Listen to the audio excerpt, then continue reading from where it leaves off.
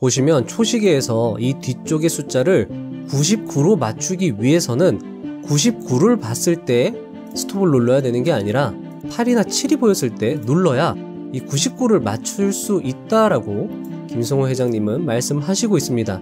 주식 보유자들이 스스로 바보 같다고 생각하면서 환멸을 느낄 때가 오히려 공격적이어야 할 때라는 겁니다. 안녕하세요, 부자의 서원입니다. 오늘은 폭락과 공포에 관련한 투자 대가들의 이야기를 들려드리도록 하겠습니다.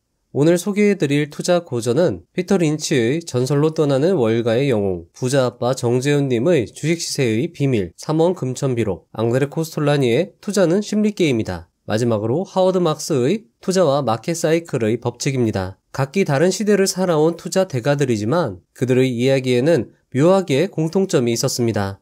여러분들이 그 공통점을 캐치하신다면 투자에 큰 도움이 될 것이라 생각됩니다.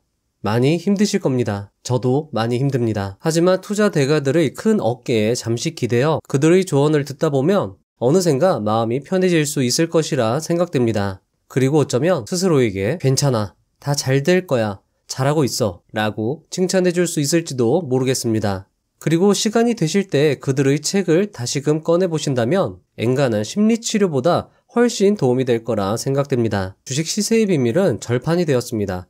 하지만 저자이신 부자아빠 정재훈님이 유튜브 채널을 운영하고 계시니까요. 저자님의 채널에 방문해서 저자님의 인사이트를 배우시는 것도 좋을 것 같습니다. 100만금을 줘도 사지 못할 투자 대가들의 조언 시작해 보겠습니다.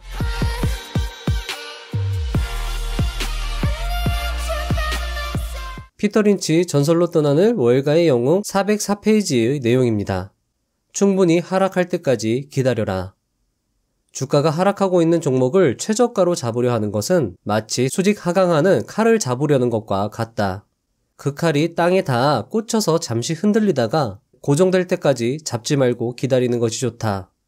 급속하게 떨어지는 주식을 잡으려 함은 필연적으로 칼날 쪽을 잡게 되므로 고통스러운 경악만을 가져다 줄 뿐이다. 자, 다음으로는 부자아빠 정재훈님의 주식시세의 비밀입니다. 3원 금천비록의 내용을 설명해 주신 것입니다.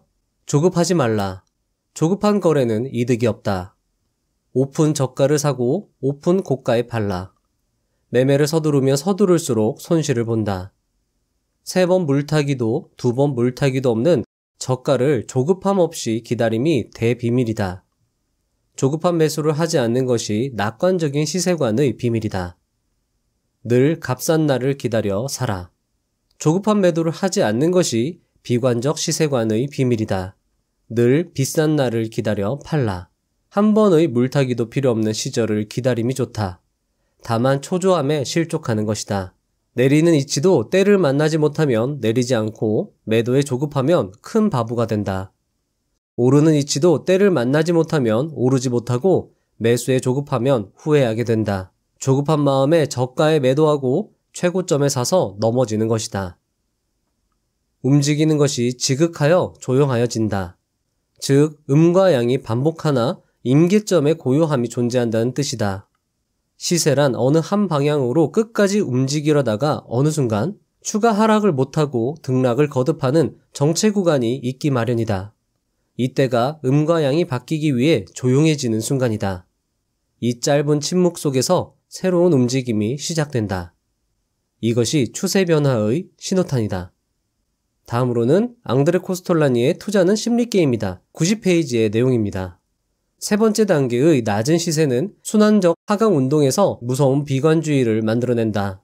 이러한 비관론은 다시금 가격을 억누르게 되고 시세는 추풍 낙엽처럼 떨어진다. 반대 의견들이 이미 존재하고 있을지라도 전기 충격이 오지 않으면 마지막 단계는 아주 천천히 진행된다. 그러다가 어느 날 갑자기 인식할 만한 뚜렷한 동기도 없이 이에 대한 준비조차 되어 있지 않은 투자자들과 특히 전문가들에게 아주 커다란 놀라움을 선사하면서 시장의 시세는 극적으로 반전한다.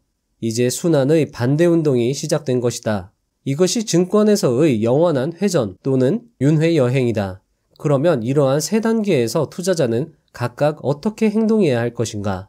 소위 하강운동의 세 번째 단계인 과장 국면에서 주가가 계속 떨어지는 상태에서 매입을 한다. 그리고 주가가 더 떨어진다 하더라도 놀라서 허둥거리면 안 된다. 왜냐하면 가격이 하락했을 때 주식을 갖고 있지 못한 사람들은 가격이 올라도 주식을 갖지 못하기 때문이다. 여러분들, 김승호 회장님은 지금의 코스톨라니의 이야기를 초시계로 비유해서 설명을 해주십니다. 보시면 초시계에서 이 뒤쪽의 숫자를 99로 맞추기 위해서는 99를 봤을 때 스톱을 눌러야 되는 게 아니라 8이나 7이 보였을 때 눌러야 이 99를 맞출 수 있다라고 김승호 회장님은 말씀하시고 있습니다. 즉, 바닥에서 사기 위해서는 그 전부터 매집을 시작해야 된다. 바닥에서 사려고 기다리는 사람들은 결국엔 또 가격이 올라버려서 주식을 갖지 못하기 때문에 미리미리 떨어질 때 주식을 사야 타이밍을 맞출 수 있다라는 이야기입니다. 도박에서도 올인을 하려면 계속 콜을 외쳐야 하거든요. 따라서 여러분들이 결정적 시점에 칼이 땅에 꽂혀서 흔들릴 때, 음과 양이 지극하여 고요해질 때, 그때 여러분들이 올인을 하기 위해서는 계속 콜을 외치는 게 필요하다는 것입니다. 자, 다음으로는 하워드 막스의 투자와 마켓 사이클의 법칙입니다. 143페이지의 내용입니다. 지금이야말로 공격적이어야 할 때이다. 다음의 과정은 시장의 하락세에서 일어나는 일을 개략적으로 설명한 것이다. 만약 이 책을 읽고 있는 여러분들이 이런 상황에 맞닥뜨리게 된다면 여러분들은 주의해야 할 것이 아니라 공격적이어야 할 것이다. 경제 발전이 둔화된다. 경제 상황이 부정적이다. 기업 이익은 변동이 없거나 감소하며 예상치에 미치지 못한다. 매스컴은 나쁜 뉴스만 보도한다. 주식 보유자들은 스스로를 바보 같다고 생각하며 환멸을 느낀다. 매수를 삼갔던 사람들 또는 매도한 사람들은 자신이 맞았다고 느끼며 똑똑함을 인정받는다. 주식시장이 약화된다. 투자자들은 걱정이 많아지고 침체된다. 투자자들은 위험을 수용하면 돈을 잃는다고 여긴다. 공포가 투자자 심리를 지배한다. 채무 불이행이 급증한다. 회의적인 시각이 많고 신뢰도는 낮다. 투자자들은 기회를 놓칠 가능성은 무시하고 손실만 걱정한다. 아무도 매수 이유를 생각하지 않는다. 떨어지는 칼날을 잡으려 하지 말라는 말이 저점 매수를 대신한다. 가격이 새로운 저점에 도달한다. 매스컴은 이러한 침체된 추세에 초점을 맞춘다. 투자자들은 침체되고 공황 상태에 빠진다. 포기하고 낮은 가격에 매도하는 사람들이 하락세를 더욱 부추긴다. 이런 상황이 발생하면 지금이야말로 공격적이어야 할 때이다. 투자자의 심리는 긍정적인 사건과 부정적인 사건 모두에 똑같은 비중을 두는 경우가 거의 없다. 마찬가지로 사건에 대한 투자자의 해석은 보통 그 순간 일어나고 있는 일에 대한 그들의 감정적 반응에 의해 편향된다. 대부분의 사건은 유익한 측면과 해로운 측면을 모두 가지고 있다. 하지만 보통 투자자들은 둘 다를 고려하기보다 둘 중 하나에 집착한다. 심리가 부정적이고 시장이 한동안 하락해 왔을 때 모든 것은 부정적으로 해석될 수 있다. 연방준비제도 이사회가 금리 인상을 통해 경제의 활력을 제거할 가능성이 높아 보이며 저조한 지표는 기업들이 수익 전망을 충족시키는데 문제가 있을 것으로 해석할 수 있다. 사람들은 개선에 대한 가능성을 잇는다. 다시 말하자면 지표나 사건이 문제가 아니다. 해석이 문제다. 그리고 해석은 심리 변화에 따라 변한다. 불쾌한 사건들이 강조되고 긍정적인 사건들은 무시된다. 악화된 상황은 견고해 보이고 그것이 틀렸을지도 모른다는 생각은 할 수 없으며 이제는 하락세가 끝날 것 같아 보이지 않는다.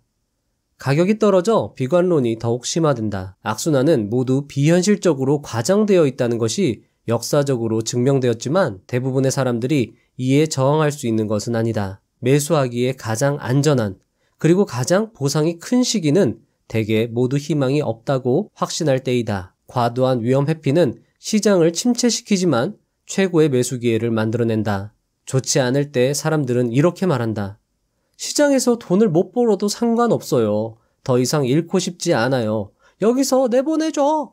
사람들은 보통 일이 잘 될 때는 더 낙관적이고 위험을 수용하는 반면 상황이 하락세로 돌아서면 걱정이 많아지고 위험을 회피하려 한다. 이것은 가장 신중해야 할 때 가장 기꺼이 매수하고 가장 공격적이어야 할 때 가장 매수를 꺼린다는 뜻이기도 하다. 뛰어난 투자자는 바로 이러한 사실을 인식하고 반대로 행동하려고 노력한다. 자, 여러분들 한방 정리입니다. 자, 첫 번째, 떨어지는 칼날을 잡지 말고 기다려라. 칼이 땅에 꽂혀 잠시 흔들릴 때, 음과 양이 반복하나 임계점에 고요해질 때까지 기다려라. 시세는 어느 날 갑자기 커다란 놀라움을 선사하며 극적으로 상승한다. 떨어질 때야말로 공격적이어야 한다. 떨어짐에도 사라. 더 떨어져도 놀라지 마라. 떨어질 때 사지 않는 사람은 올라갈 때도 못 산다. 위험하다고 생각할 때가 가장 위험하지 않은 때이다. 자, 여러분들. 첫 번째, 이 떨어지는 칼날을 잡지 말고 기다려라 라는 말과 떨어짐에도 사라라는 말이 상충되게 들릴 수 있습니다. 저는 여러분들이 충분히 기다리는 것도 훌륭한 선택이라고 생각을 합니다. 그리고 여러분들이 어떤 타이밍을 잘 맞추신 이력이 있다라고 하면 이런 기다림을 전략적으로 사용하시는 것도 좋다고 생각을 합니다. 하지만 앙드레 코스톨라니가 이렇게 이야기를 했잖아요. 떨어질 때 사지 못한 사람들은 올라갈 때도 못 산다고요. 그리고 이 시세의 극적인 상승은 어느 날 갑자기 아무도 예측하지 못한 순간에 발생하기 때문에 여러분들 분할 매수로 진입하시는 것이 현명한 선택이라고 생각을 합니다. 하지만 여러분들이 스스로 판단을 하셔가지고 어느 순간에 더 공격적으로 집중할지는 판단을 하셔야 되겠죠? 자, 하지만 지금 상당히 무섭게 주가가 하락하고 있기 때문에 여러분들이 이 주식을 매수하셨다고 스스로 자책하실 필요는 없을 것 같습니다. 위험하다고 생각할 때가 가장 위험하지 않은 때이다. 주식 보유자들이 스스로 바보 같다고 생각하면서 환멸을 느낄 때가 오히려 공격적이어야 할 때라는 겁니다. 오늘 내용이 여러분들께 도움이 되었으면 하는 바람이고요. 정말 힘들 때 저는 이렇게 책을 펼쳐보면서 많은 위안과 지혜를 얻는 것 같습니다. 여러분들도 책 이렇게 한 번씩 전체를 다 볼 필요는 없고요. 필요한 부분을 발췌하면서 읽어봐도 많이 도움이 되니까 여러분들도 이런 책들이 만약에 없으시면 구매를 하셔가지고 두고두고 힘들 때 이렇게 필요한 부분만 보시면 도움이 될 거라 생각이 됩니다. 자, 오늘 영상은 여기까지고요. 여러분들이 힘들다고 생각하실 때나 뭔가 필요한 내용이 있다라고 생각이 들면은 이런 식으로 책을 발췌해서 읽어드리도록 하겠습니다. 감사합니다. 부자가 되는 지름길로 저와 함께 달려가시죠.